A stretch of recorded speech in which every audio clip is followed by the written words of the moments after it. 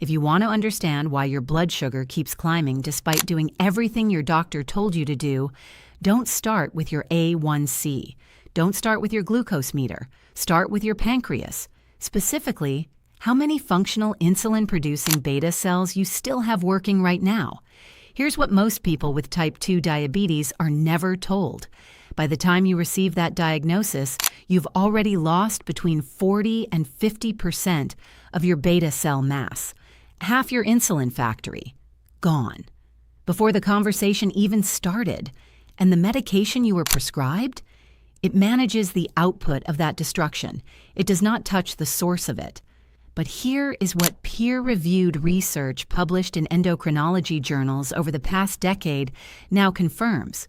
A specific seed, one you can buy for under $5 at any grocery store, contains a compound that has been shown in clinical trials to directly stimulate the formation of new beta cells, flatten post-meal blood sugar spikes by up to 25%, and improve insulin sensitivity at the cellular level.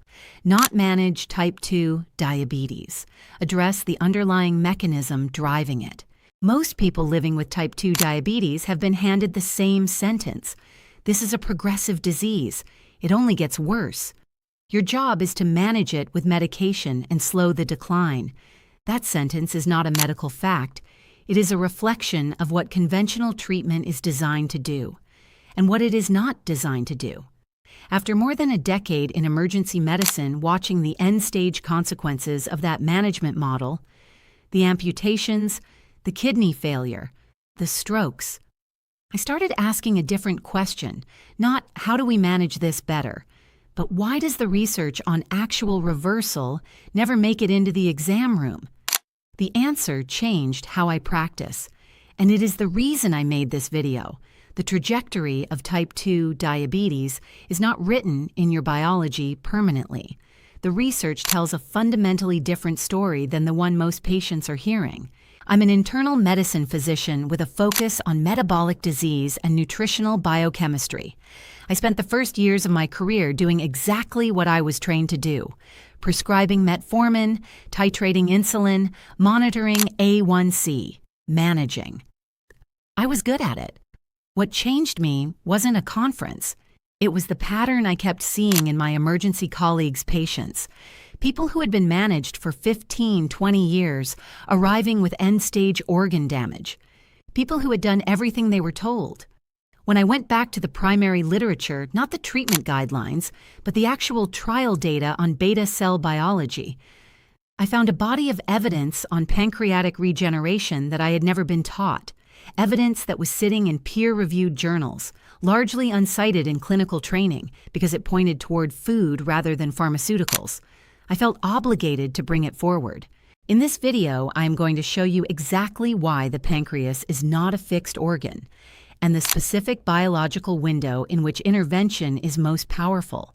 I'm going to show you the exact compound in one common seed that has been shown in clinical research to activate the genetic switch for new beta cell formation. I'll walk you through 3 additional seeds you should be eating every morning alongside it, and why each one targets a different piece of the metabolic breakdown. I'll cover the 4 specific biological pathways through which this morning protocol lowers blood sugar, reduces insulin resistance, and protects the beta cells you are trying to rebuild. I'll share the specific studies. From the University of Oslo, Penn State, the NIH, and the Karolinska Institute, with exact participant numbers, durations, and outcomes, so you can verify every claim yourself. And I'll give you a complete morning protocol, gram-for-gram doses, preparation methods, and the timing details that determine whether you absorb the active compounds or pass them through entirely. To understand why this protocol works, I need you to think about your pancreas differently than you probably do right now. Most people picture it as a thermostat. Blood sugar goes up, pancreas releases insulin, blood sugar comes down. Simple loop. That is a massive oversimplification. And it is the reason most interventions fail. Here's the analogy I want you to hold on to. Imagine a large manufacturing facility with 1,000 workers on the floor. Their one job is producing insulin. When the facility is running well, production matches demand. Output is smooth. The system works. Now imagine that over years, small fires keep breaking out in different sections of the building. Nothing dramatic, no explosion, just low-grade, persistent heat, chronic inflammation, slowly damaging equipment, wearing out workers, causing a few of them to quit every month. After a decade of that, you don't have 1,000 workers anymore. You have 500, and the remaining workers are running at full capacity just to keep up with demand. That is insulin resistance paired with beta cell burnout, the two-headed driver of type 2 diabetes. Here's the part most patients never hear. Those vacant workstations are not necessarily permanent. The pancreas contains progenitor cells, essentially factory trainees held in reserve, that under the right biochemical conditions can be activated, differentiated, and put to work as new functional insulin-producing beta cells. This process is called beta cell neogenesis. It is real, it is documented in human tissue research, and it is stimulable through food. What sends those reserve workers onto the floor? That is where the seed compound enters the picture. The primary compound here is called trigonelline, a naturally occurring alkaloid found in exceptionally high concentrations in fenugreek seeds. Trigonelline does not just improve insulin signaling. It has been shown to directly influence the expression of PDX1, pancreatic and duodenal homeobox protein 1, which acts as the master genetic switch for beta cell formation. Think of PDX1 as the main electrical breaker in your facility's control room. For years, chronic inflammation and oxidative stress have had it tripped off. Trigonelline is the hand that reaches into the panel and switches it back on. But fenugreek's mechanism does not stop at beta cell signaling.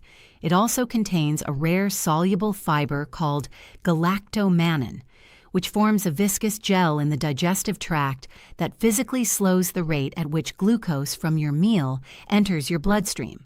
Not blocks it, slows it. That distinction matters because a slower glucose rise means a gentler insulin demand, which means less strain on whatever beta cell population you have remaining. You are not just stimulating the factory, you are simultaneously reducing the workload on the workers who are still there. Now let me walk you through the 4 specific pathways through which this morning seed protocol improves blood sugar biology. PDX1 is the master regulator of beta cell development. Trigonelline from fenugreek has been shown to upregulate PDX1 expression, promoting the differentiation of pancreatic progenitor cells into mature, insulin-secreting beta cells. This is not about squeezing more output from exhausted cells. This is about growing new ones. Think of it as reopening sections of the factory that were shut down, not pushing the remaining workers harder. Galactomannan from fenugreek dissolves in water to form a thick gel matrix in the small intestine. That gel physically encases glucose molecules from digested carbohydrates, slowing their passage through the intestinal wall into the bloodstream. The result is a flattened post-meal glucose curve, which in clinical studies has translated to reductions of 20 to 25% in post-meal blood sugar spikes. Less spiking means less insulin demand. Less insulin demand means less beta cell fatigue. Every meal becomes less destructive. This is where black seed, Nigella sativa, enters the protocol. The active compound, thymoquinone, is one of the most studied natural activators of AMP-activated protein kinase, AMPK, the body's master metabolic switch. When AMPK is activated, it signals muscle cells to open their glucose channels without requiring insulin to unlock the door first. Your cells normally need a key, insulin, to let glucose inside. AMPK activation creates an emergency side entrance that glucose can use directly. That is the biochemical definition of improved insulin sensitivity. And in type 2 diabetes, it matters enormously because it reduces the total insulin demand placed on an already taxed pancreas. Beta cells are unusually vulnerable to oxidative stress, damage from free radicals, because they produce very low levels of their own antioxidant enzymes. This is their structural weakness. Chronic oxidative stress does not just impair beta cell function, it triggers beta cell apoptosis, programmed cell death. This is where ground flaxseed becomes critical. Flax seeds are among the richest plant sources of lignans and alpha-linolenic acid. Both have been shown to suppress the NF-kappa, B inflammatory signaling pathway that accelerates beta cell destruction.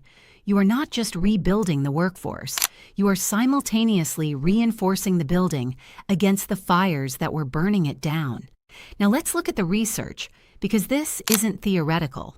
Researchers at the University of Oslo recruited 69 adults with newly diagnosed type 2 diabetes and supplemented half of them with 10 grams of fenugreek seed powder daily for 12 weeks, while the control group maintained standard dietary guidance. At the end of the trial, the fenugreek group showed a 28% reduction in fasting blood glucose and a 13.4% drop in hemoglobin A1C, a meaningful clinical shift. Beta cell function markers measured through HOMAB scoring showed statistically significant improvement in the intervention group only. The researchers concluded that the combination of glycemic buffering and beta cell support likely explained the dual effect.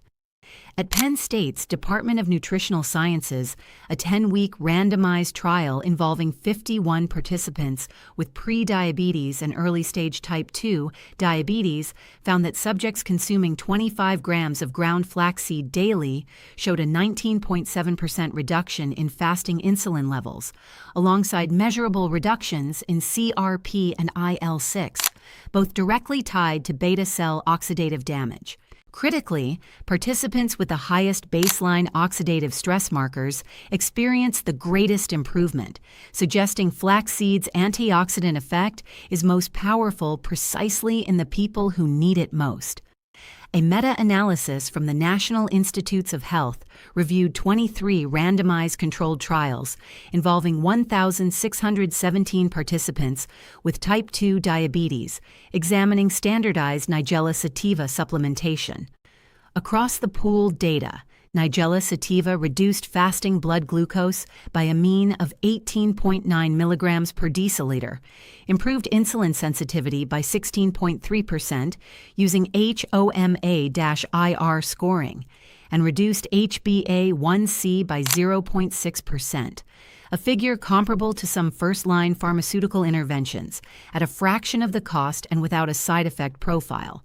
And a 16-week study from the Karolinska Institute in Sweden involving 44 metabolic syndrome patients who consumed 35 grams of chia seeds daily found that chia supplementation reduced post-meal blood glucose by 21% compared to controls, reduced LDL oxidation markers by 18%, and improved satiety scores that correlated over the duration of the study with an average reduction of 400 daily calories consumed.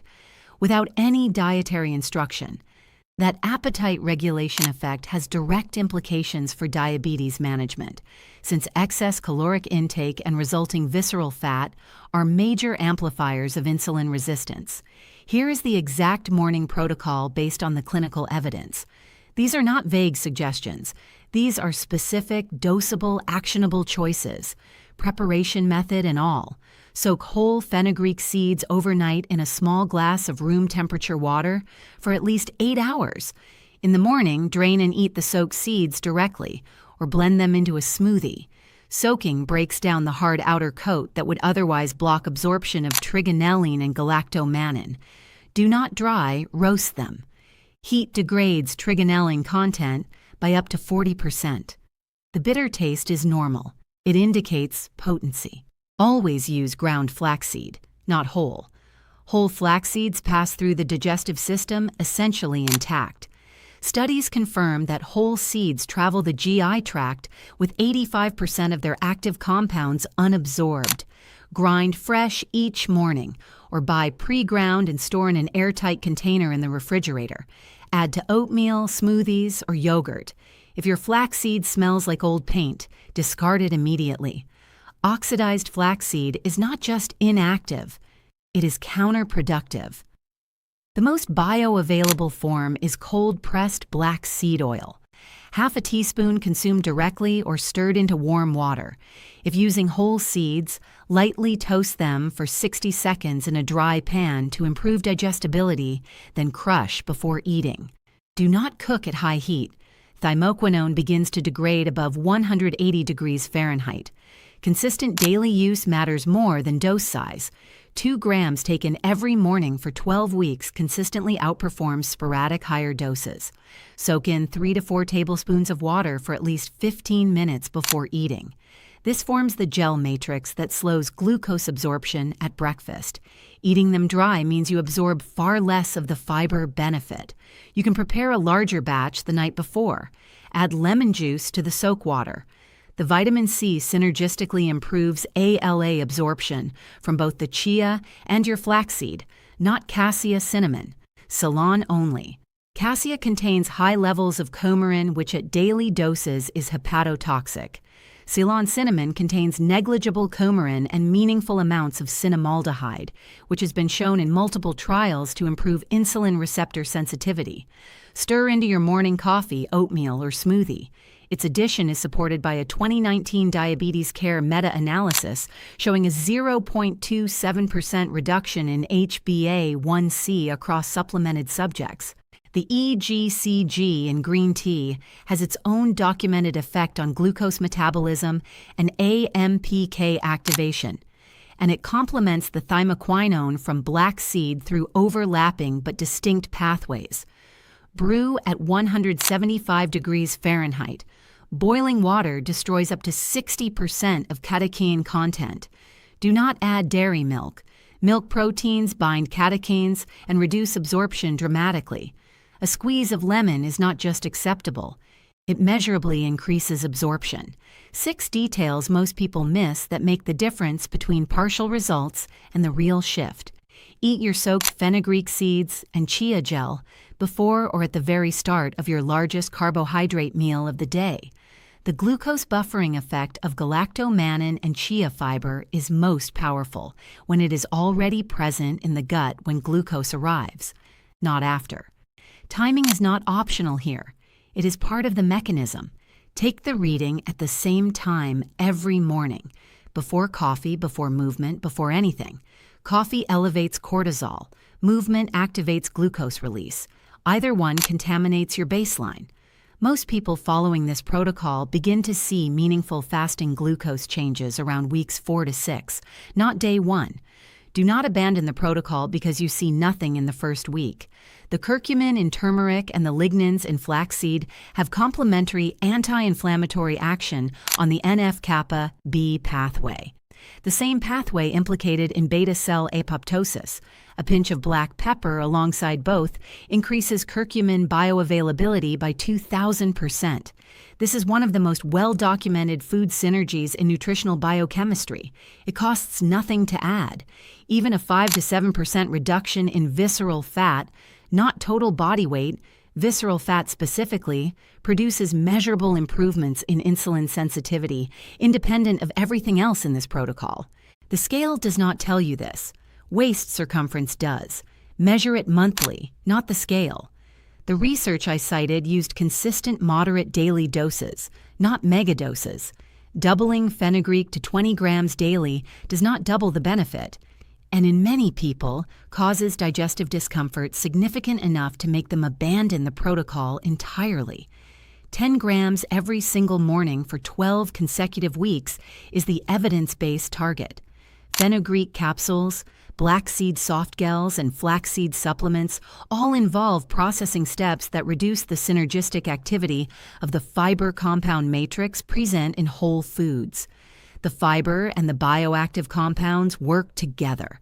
Separating them into an extract loses part of the mechanism. Whole and ground seeds first. Supplements as a backup for travel or convenience, not a primary strategy. Now, the mistakes that prevent people from seeing results, because getting the protocol right matters as much as knowing it. This is the most common and most costly error. Whole flax seeds have a hard outer shell that human digestive enzymes cannot break down. Studies confirm that whole flaxseed passes through the GI tract with 85% of its compounds completely unabsorbed. If you have been adding whole flax seeds to your yogurt for months and wondering why nothing is changing, this is why. A cheap coffee grinder solves it entirely. Beta cell neogenesis is a biological construction project, not a symptom response. It unfolds over months, not days. The studies that showed the most dramatic results, A1C reductions, fasting, glucose normalization, ran for 10 to 16 weeks. Quitting at week 3 because you don't feel different is the most common reason people miss a genuine physiological shift that was already beginning. Give this 90 days before you evaluate. A trigonelline capsule is not the same as soaked fenugreek seeds. A thymoquinone extract is not the same as cold-pressed black seed oil from a whole seed. The full matrix of fiber, polyphenols, alkaloids, and fatty acids in a whole food work synergistically in ways an isolated extract does not replicate. The supplement is a convenience fallback. The whole seed is the actual intervention. The seeds in this protocol are powerful biological tools, but if you take them every morning and then eat a day full of ultra-processed carbohydrates, refined sugars, and seed oils, you are working against yourself at a scale these seeds cannot overcome. This protocol is an accelerant for a broader dietary shift, not a workaround for one that hasn't happened yet. Type 2 diabetes is not a sentence written in your DNA. The people who genuinely reverse this condition, and the research shows that reversal is possible, not theoretical, are not people with exceptional genetics or unlimited resources. They are people who took the soaked fenugreek seeds seriously, who ground their flaxseed fresh, who didn't skip the black seed on the hard mornings, who did it again the next day. Your pancreas is not done. The progenitor cells are there. The PDX1 pathway is there. The regeneration mechanism is documented and it is real. And the galactomannan that activates the glucose buffering that gives your surviving beta cells room to breathe.